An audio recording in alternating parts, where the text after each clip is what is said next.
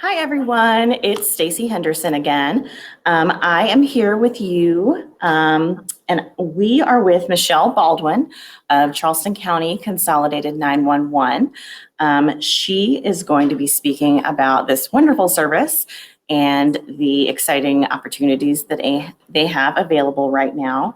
If you have any questions while Michelle is speaking, if you could type them in the chat window, and I will be here to read those questions to Michelle when the time comes. So without further ado, Michelle, I'm going to let you do your thing. Hi, everyone. As Stacy said, my name is Michelle Baldwin. I am one of the 2 recruiters for the Charleston County Consolidated 911 Center. I did put a presentation together today that we'll go over. It also includes just a little public education at the end, just information that I think is beneficial to everyone regarding 911 and the services provided within Charleston County. So I will get that shared out so we can get this started.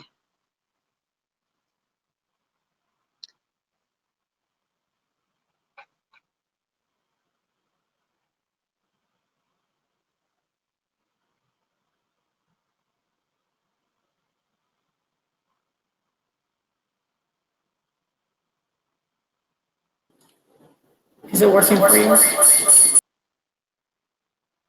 It doesn't seem to be, but I can try it a different way.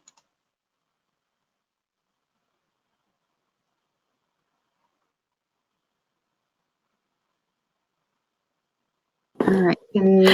Everybody, I don't see anything yet. If it's not up in a few minutes, if I could ask everyone's patience, we're going to go backstage and make sure we can bring up Michelle's presentation, and we'll get back with you in just a moment.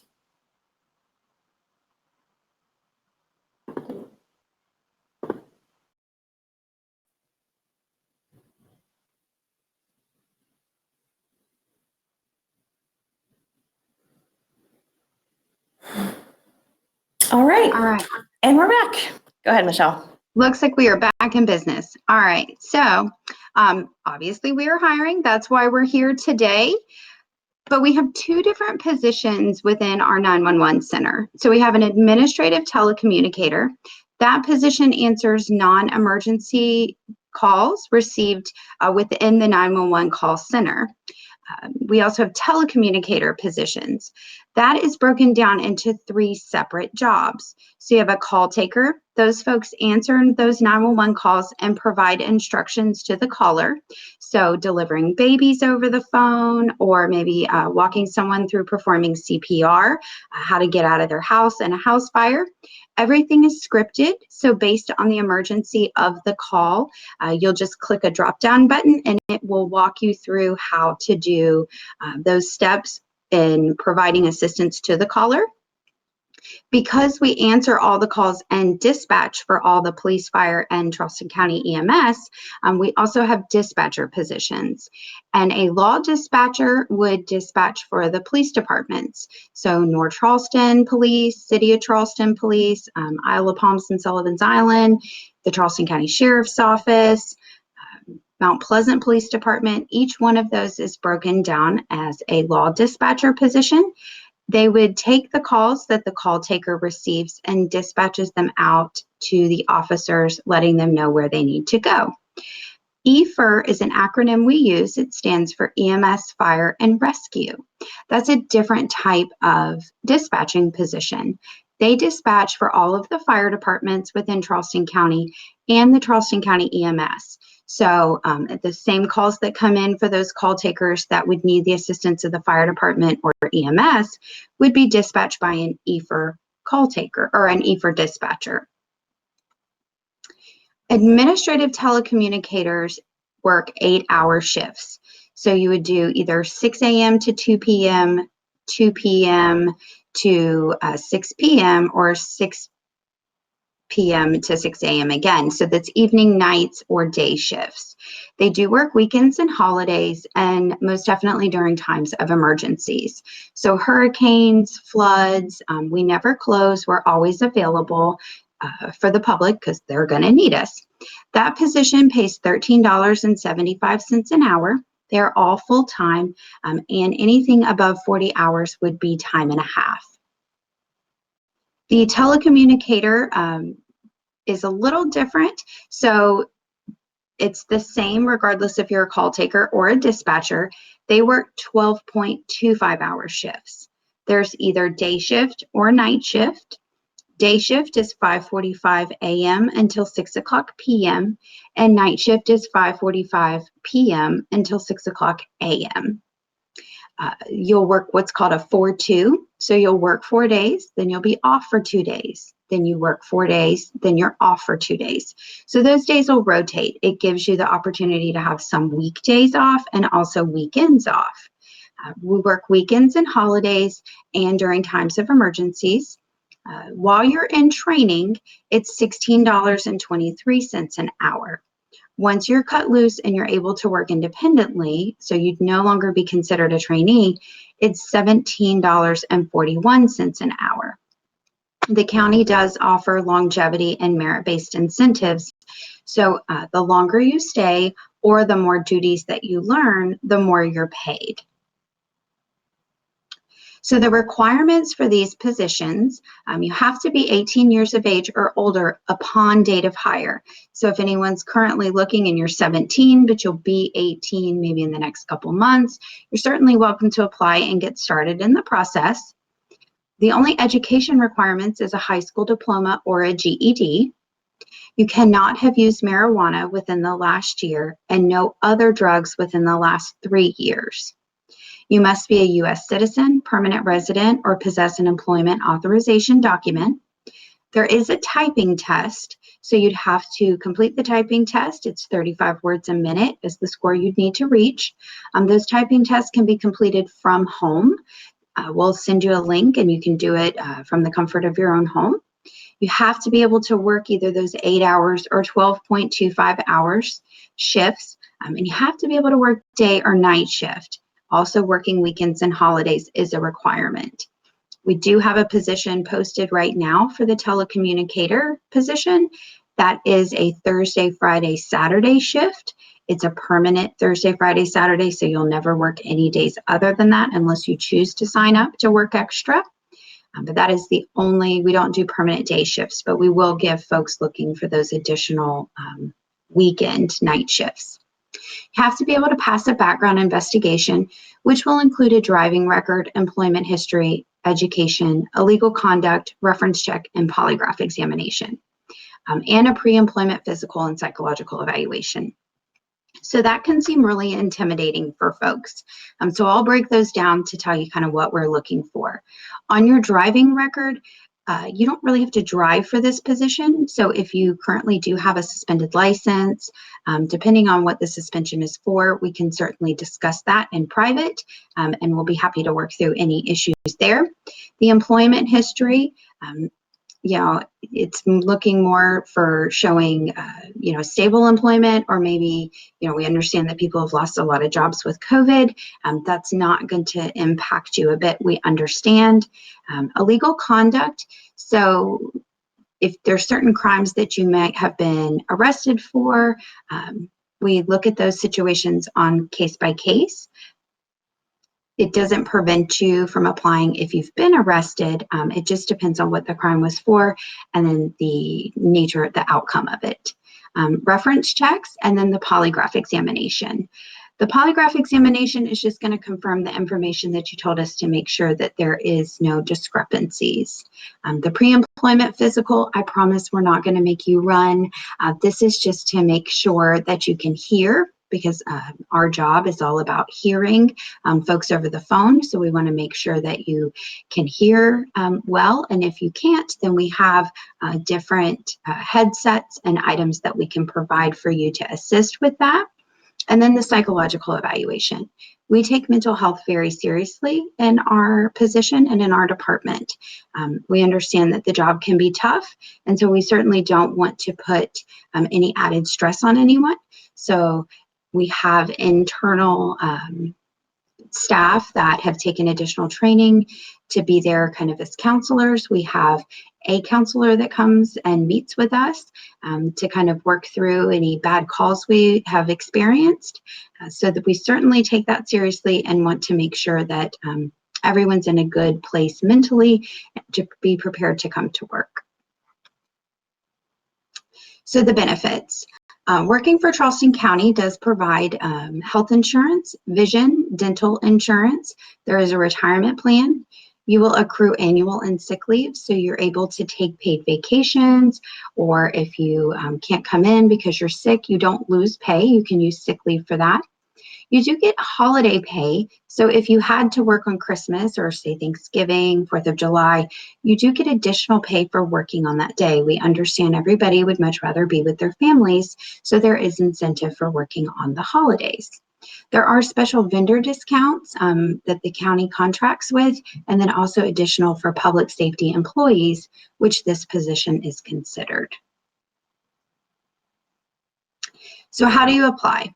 So if you're interested in any of our positions, you can go to the website workfor911.com, and it lists all of the positions open, but it'll give you the link to go to the 911 positions, also any positions that are open within our directorate, which would include EMS, the Allendale Fire Department, and then also emergency management. So this is our building. It does seem a bit intimidating to people when they have to work in here through a hurricane. You know, where am I going to stay? Is it safe? Well, this is where we are. It does kind of look a bit like a bunker, but it is made to withstand hurricane force winds. It has giant steel posts down the center so that if a tornado was to come through, we would be okay. It's considered a green facility, so we collect and reuse rainwater. You'll see there's, you know, not in this image, but if you came to the facility, you'll see that we don't have a whole lot of paved parking spaces. So it's all green. We try and let the grass grow and certainly do our fair share for the environment. We have bunk rooms, we have dorm rooms, we have showers, laundry facilities, everything you would need to stay safe but continue living and working within the 911 center. It is at the highest point of sea level within Charleston County. So when the floods came several years back, everything around us seemed to be flooded, but we were high and dry. So this is what it looks like within the 911 center.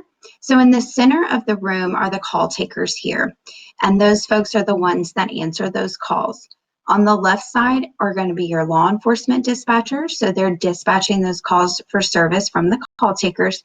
And then on the other side here, you're going to have your EMS and fire dispatchers. They're dispatching those calls for EMS and fire.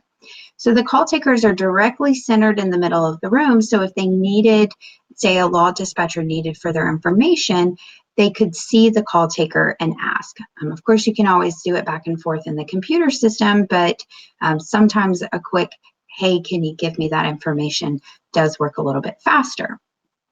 Typically, the room is kept with the lights off, so it's dark.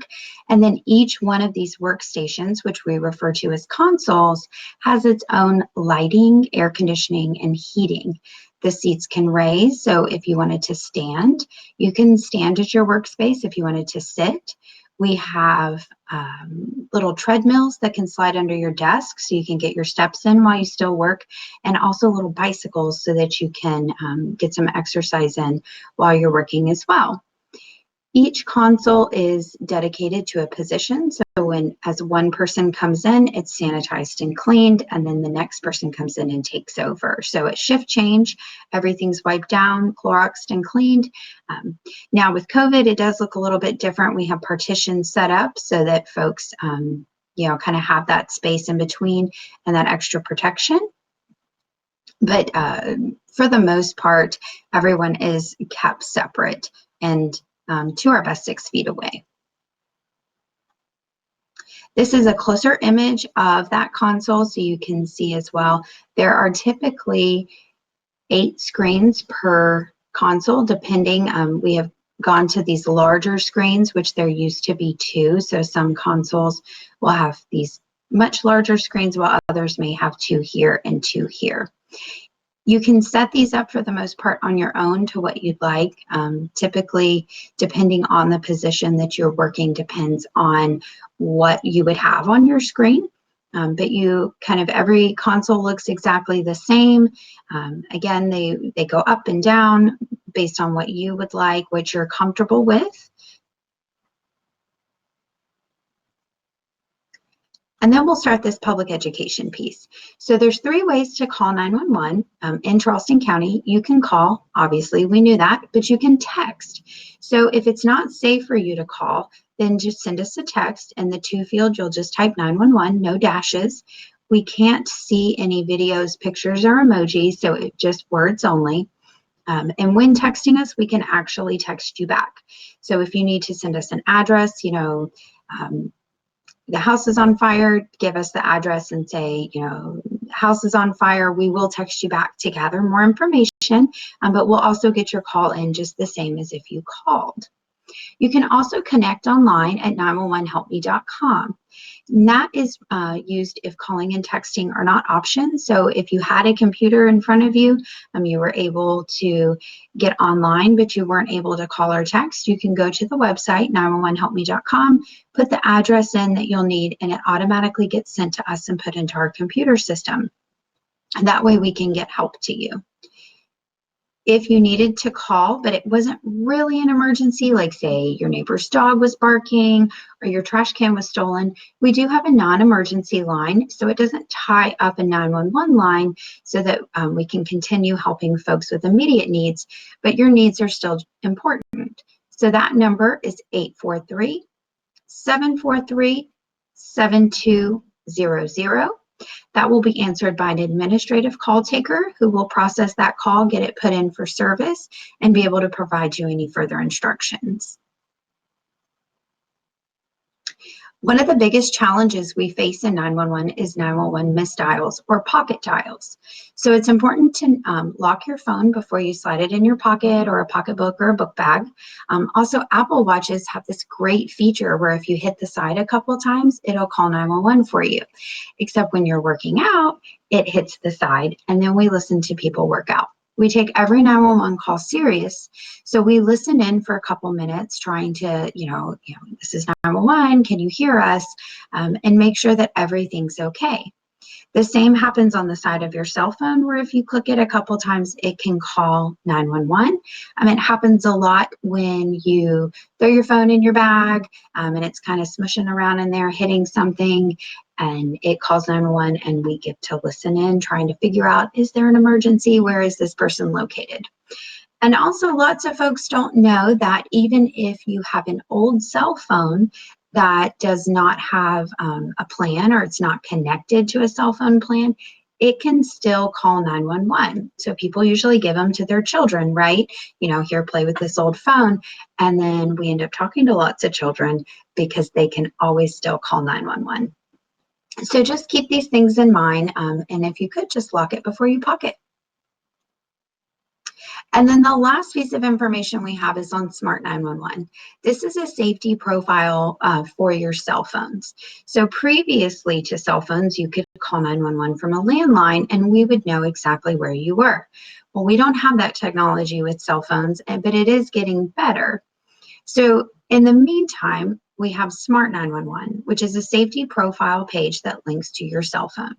If you set up this through the Apple Store or Google Play, you could download the app and put in whatever information you would want 911 to know about you. Your address, your home address, your work address, maybe if you had any specific medical conditions or allergies, it would pop up on our screen and we could see that information and provide it to the first responders on the way. If you're allergic to latex, we're certainly going to want to let EMS know that. Maybe you're allergic to a medication, or maybe you have it's for a child and this is the parent's contact information, so that we can get in touch with the parent and say, hey, your kid called 911 and this is what's going on. It's completely free.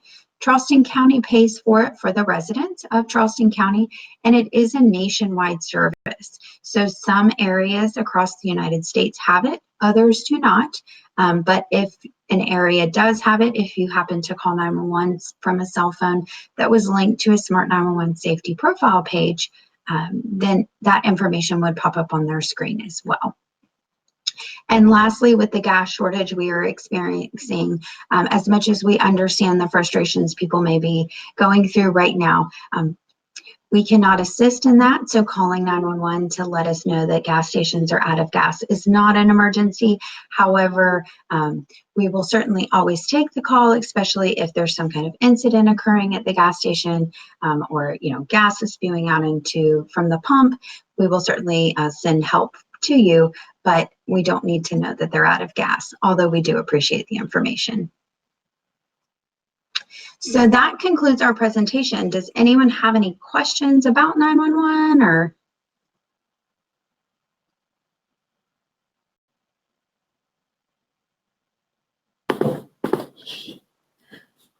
So I don't see any questions in the chat for 911 right now. Okay. But that was an awesome presentation, Michelle. You guys have some really cool stuff down there. We do certainly have a lot going on in the center. I think it's important that people know that you really have to have no experience. This isn't a job that a lot of people can prepare for.